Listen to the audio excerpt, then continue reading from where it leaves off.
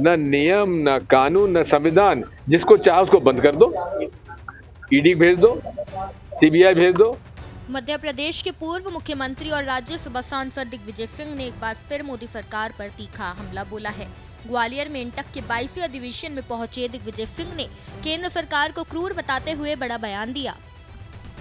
दिग्विजय सिंह ने कहा कि बीजेपी सरकार में मजदूरों और गरीबों की स्थिति ब्रिटिश राज से भी बदतर हो गई है।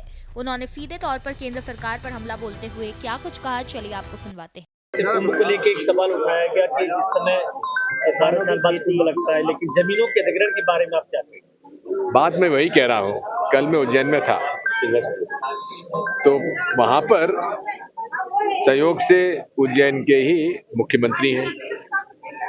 वहां के किसानों को अगर कोई तकलीफ है तो मुख्यमंत्री जी उनसे संवाद क्यों नहीं करते? संवाद ही लोकतंत्र की सबसे बड़ी शक्ति है। ये कोई राजतंत्र नहीं है। अब वो मजबूरी में अगर रैली निकाल रहे हैं आपकी योजना के और आपके नीति के खिलाफ, तो उनके घर पे जेसीबी भेजने की क्या जरूरत है? उनको डराने धमकाने की क्या जरूरत है? ये क्या लोकतंत्र है?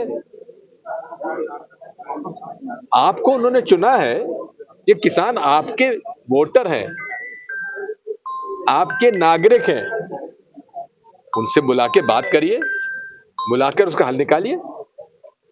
अमित शाह की जो ब्रिटिश राजशाही में जो हुकूमत होती थी वो अब बीजेपी सरकार में हुकूमत देखने को मिलती है। वाकई में न नियम, न कानून, न संविधान। जिसको चाहे उसको बंद कर दो, ईडी भेज दो, सीबीआई भेज दो, डरा दो, धमका दो। अब मैं बता रहा हूं आपको, इसी केस में, उज्जैन वाले केस में ट्रैक्टर रैली निकल रही है, उन किसानों के घर पे जेसीबी पहुंच गई कि मकान तोड़ेंगे। भाई क्यों तोड़ेंगे? क्या नोटिस आपने दिया है?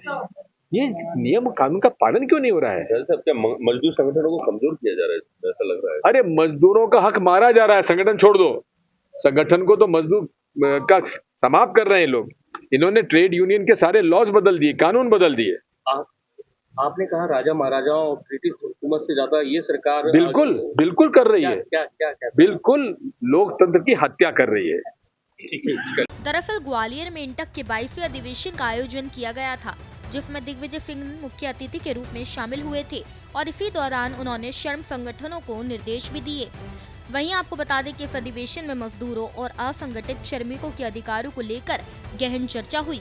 कांग्रेस नेता मोदी सरकार की नीतियों को लगातार निशाने पर ले रहे हैं।